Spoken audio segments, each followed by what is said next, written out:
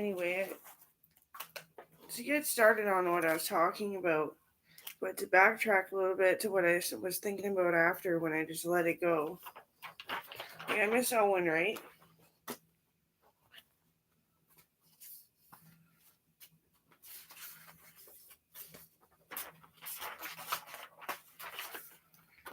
But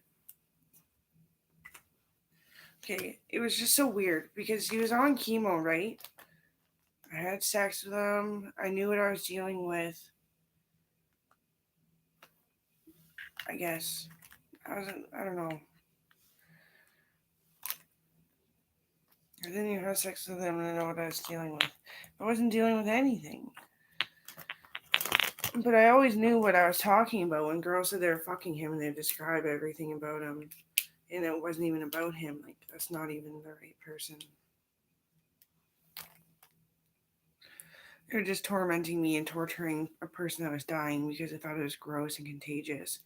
Cancer isn't contagious, but you definitely can't have sex with them or else you're going to get burned. That's true. Why do you have sex with somebody else's husband? Like, cancer patients usually are armed forces, and if they don't have somebody that they can call a lover, they have a best friend or a partner, a team member. I wouldn't let them fucking go down that way.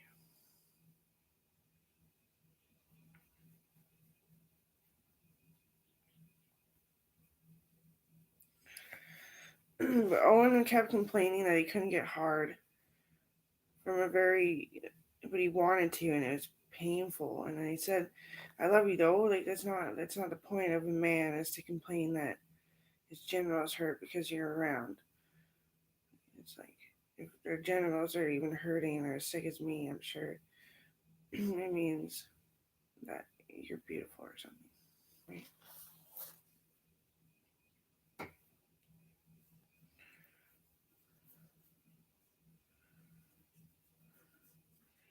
But I used to do all the treatments on Owen, but I wouldn't like hump the shit out of him, even though I really wanted to.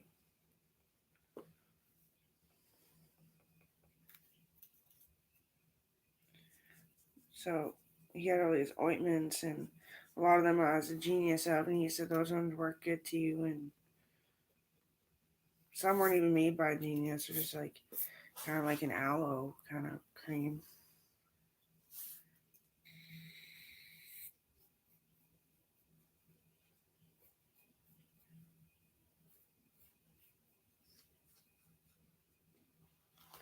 It was so fucking big.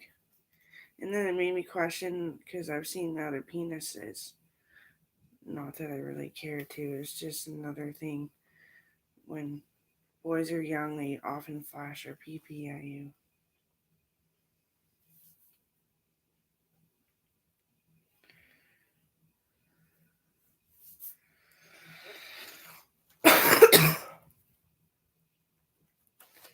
But it was so fucking huge.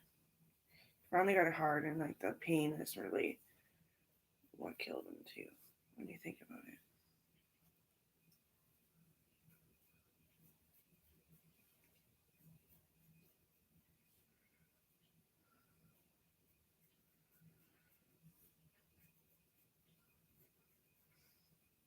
Another subject, changing my mind of what is pulling me through all this crap. Coral was pushing around, not hard, and I just didn't want her to retaliate. If the baby started crying, I didn't want to get mad and push really hard. So I was like, Coral, don't push Blakely. That's really mean. Nobody ever pushed you like that, and it's never nice to push anybody like that. And so anyway, Blakely is crying because Coral pushed her.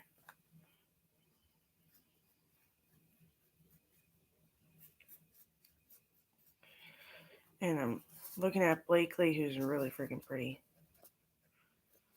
And I'm looking at Coral, who's really fucking adorable. Thought about if Carly had kids, if she didn't end up dying of a drug overdose, that her kid would have been so fucking cute. And I was thinking about how it's not nice to have kids, honestly. It's kind of like a torture system. Like, Colby always said, well, I could raise Amber's kid for her because she never can find peace with her friends because she always has tough luck because a generational thing that happened during her birth year, and so that's really cool and stuff. And I try to see the light of it, but like time with her is never enough, and it probably never fucking will be. And I'll probably always wake up with a pounding headache of like, where's my kid? Why did this have to happen? I know she's safe, but is it really what's best? Like, why did my life have to be in such shambles? Why did bad mothers have to attack me so much?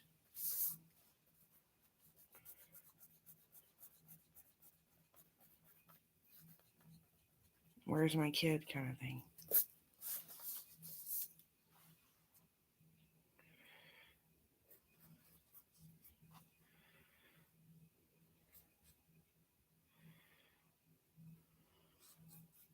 What a horrible penis drawing.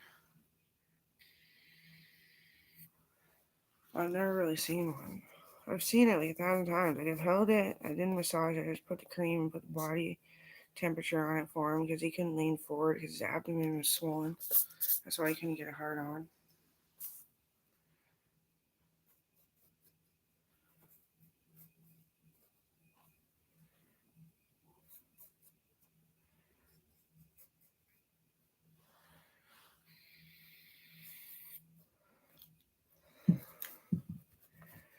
It's not my friend's fault that I can't pay attention, but I should be. Like, if I were to keep a kid, if say if I got pregnant again, things didn't go well with the bank. You know, I can't pay attention to you guys. It's not fair. It's torturing me. It's like, what are you up to? No, like really. I can't get up that much, especially when I'm not heavy. After a surgery, that kind of surgery, I can't get up.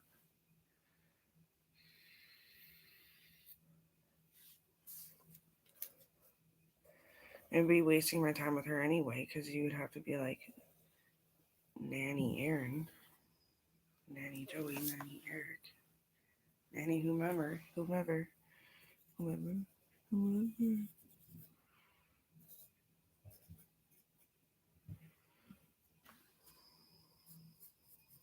That's why my friends ran away because they started doing drugs in grade 7. And they didn't want to hurt me because they realized right away that it wasn't a nice thing to be doing drugs. Because it wears you out. It's a waste of fucking energy, is what it is. Cigarettes do that to me too. Same with the vape a little bit. Less, though.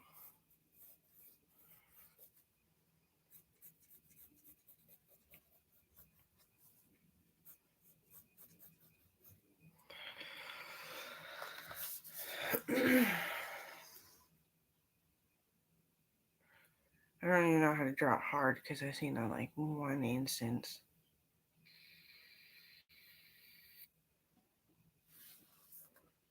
He had the biggest penis ever to be known in modern time. So since his great grandpa,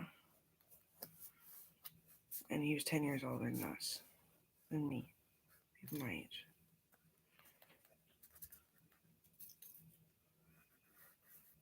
So he could have had a variable of like in 200 years he had the largest penis, and I knew this. So that's not why I was with him. No, we always liked each other. We could change the subject enough when we were together to stop us from thinking about how I have the largest pectoral muscles in the fucking world for like the past 200 years too.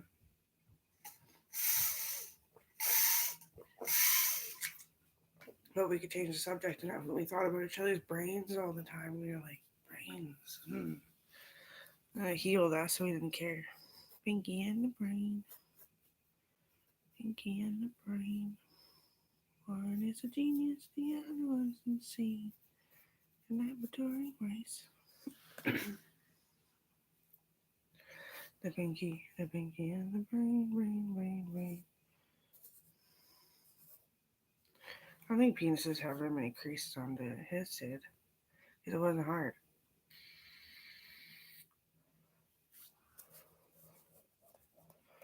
It was a hanger.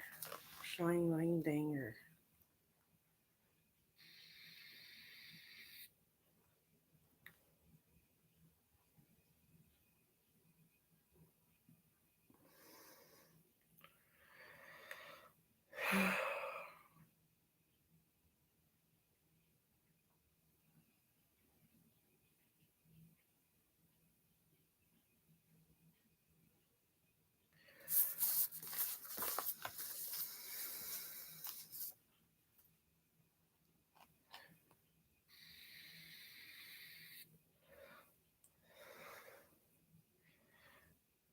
I remember when all of a sudden people disappeared from camp.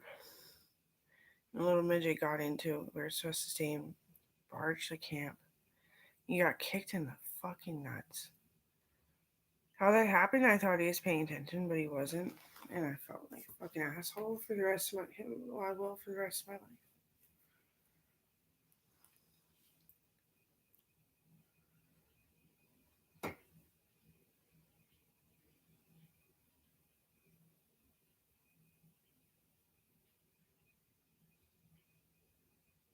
Among everything else, right? That locked his dick in there.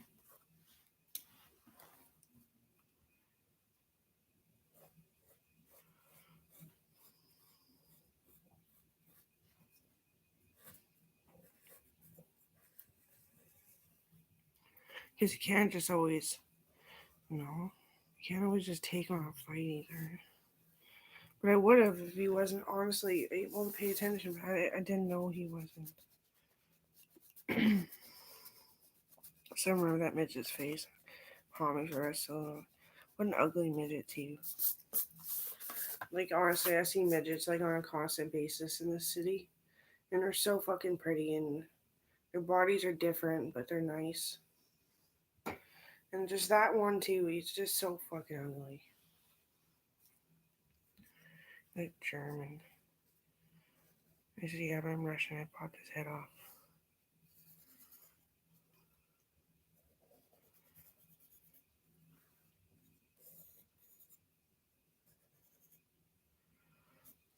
Like an ugly German look. Yeah, but Germans have dwarfs. Sorry, I should let you know just in case. I'm starting to shit with me. And these are the criminals of Russia too. We're not even fighting Russia.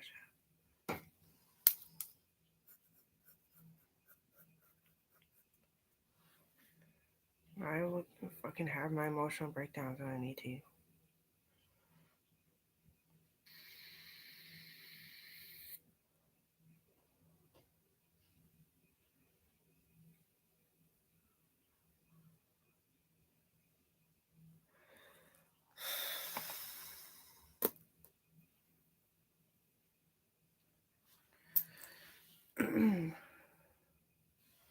Now this ball is always wrinkly.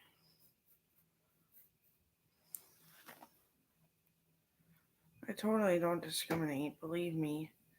I totally don't. I just am not fucking ready yet to move on or fool around or anything.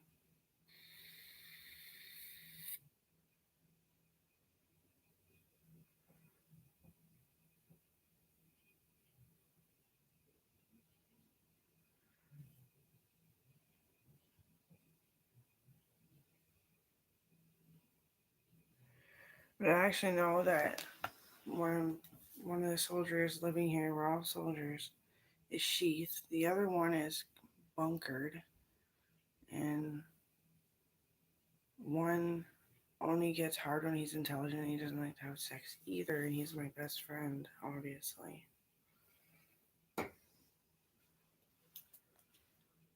Well, they show you because it fucking hurts. The suffering.